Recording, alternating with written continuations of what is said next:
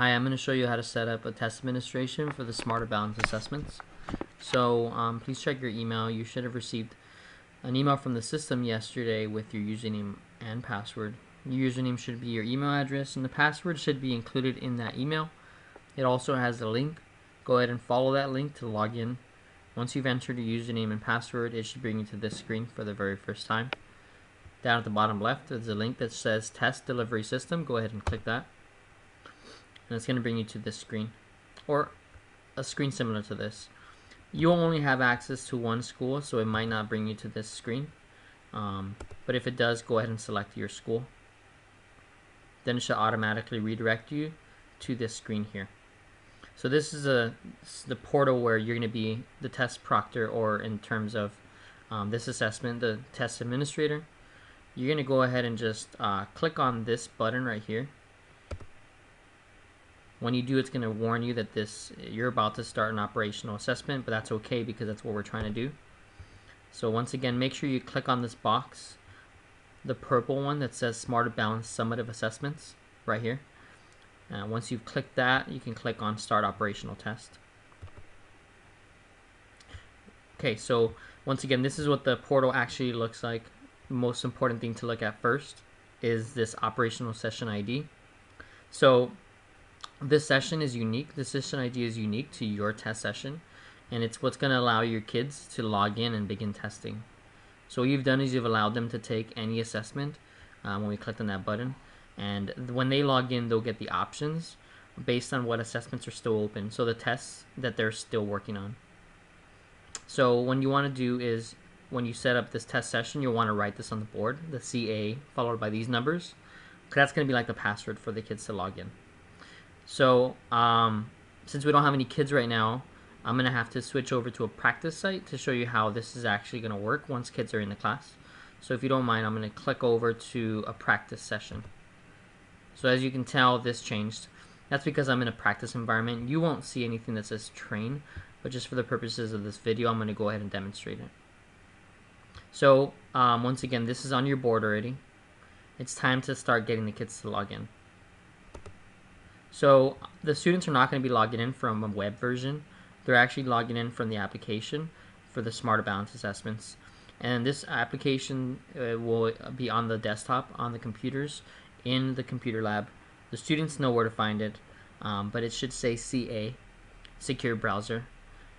When they click on that, it'll come up, a screen will come up that looks basically just like this. The screen's going to ask them to enter their state SSID and first name. This information is included in the email that was sent by Mr. Pogren. Additionally, I can also provide that to you. This is going to be like their username and password, state SSID and first name. And additionally, you'll see the session ID. So what you want to do, what you want the students to do, is write their SSID. The SSID includes a CA, followed by a dash, followed by their state ID number. It's kind of like what this is right here. And their first name, and then the session ID, which you've written on the board. So I'm going to go ahead and grab the one from the session that I created for practice.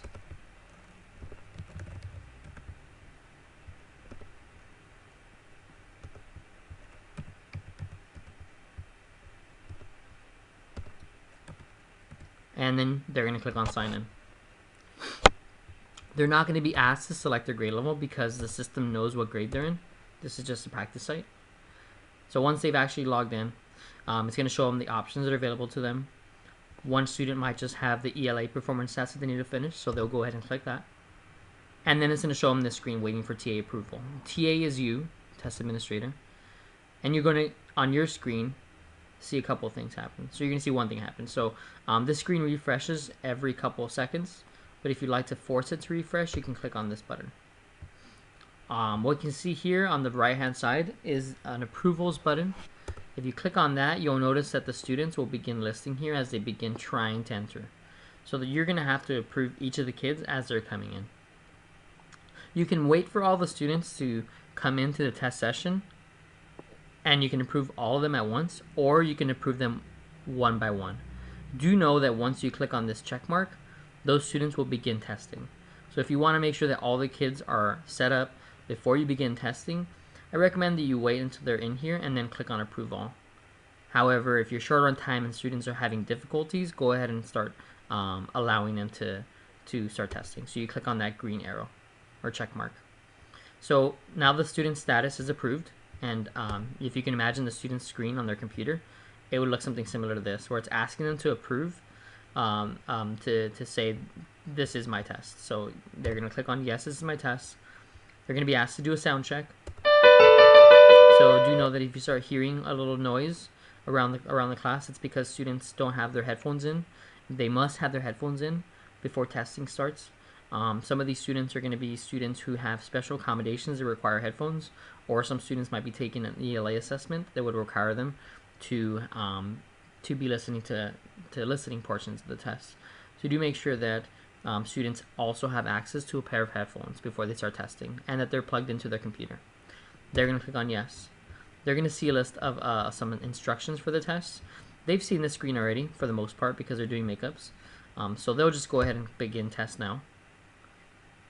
And then just like that, the test will start. So students will begin testing.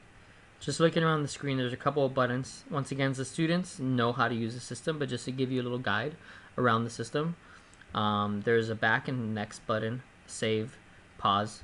Up here they have buttons for notes, zooming in and out, and then each of the questions and passages have their own little button that allows them to view additional options that the students have, and those will be different depending on the student, depending on accommodations that they've had selected for them. But that's all that they have at their disposal. If they're doing math and there's options for a calculator button will show up here. Now it's very important that the students are not given instructions that would help them on the assessment. If students have trouble figuring out how to do a question, or they're having trouble navigating, direct them up here to this question mark, and it'll give them the help guide pop up. And that has instructions for how to use the system. And once again, there's this button right here that they can go in, and if they're having trouble with the question itself, they can click on tutorial, and a tutorial will show up as a video. You are not allowed to give the students coaching or instructions. You know, the typical state assessment, standardized assessment rules apply here. So the students begin testing. They're on question number 1 and question number 2. Going back to your screen, what you'll see is the student has started the test. So this screen will allow you to actively monitor the assessment as it's going on. So if you have 8 students in your class, you'll have 8 students listed here, and you'll be able to monitor their progress as they continue testing. Now also on your screen, you'll also be able to pause the student's test if necessary. So let's say, for example, a student's having some problems. If they're having to leave the class for any unexpected reason, you can go ahead and pause their test from your screen, or the student can also pause the test on their own screen. Do you know that if a student pauses their assessment, a 20-minute rule comes into effect? And that rule is that if the student does not return and continue testing within 20 minutes, the student will no longer be allowed to come back to previously answered questions in this test session. So let's say that they are on question number 2 and they need to go to the restroom, and they don't return for 20 minutes. They can't go back and review questions number 1 or number 2. Once again, these are things that the students should know by now, but just giving you a little bit of heads up. So the student's going to finish testing. They're going to go through all the questions, and as they get to the very last question on their screen, on the assessment will ask them to submit their tests. It's very important that all the students submit their tests at the end of the assessment, because if the student's status stays as paused, let's say, for example, the student pauses their test and just walks away, the student's status will be recorded here as paused, and the assessment won't recognize it as finished. We want to make sure that as testing has finished, that they're submitting their tests, and you'll be able to monitor their progress.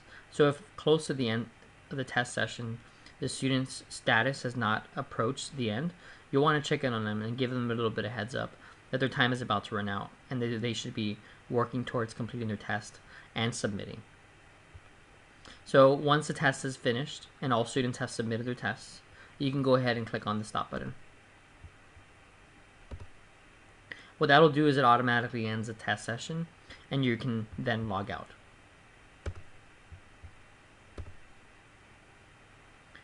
And that'll be it. So you'll want to do this for each of the test sessions you'll be administering. And if you have any issues, do feel free to either email me or send me a text message or contact your administrator as soon as possible. If you have any more questions, please refer to the attachment in the email with the directions for administration, and that'll give you a step-by-step guide on how to administer the assessment from start to finish. But I hope this video has at least given you a little bit more context about how the flow is going to be from start to end.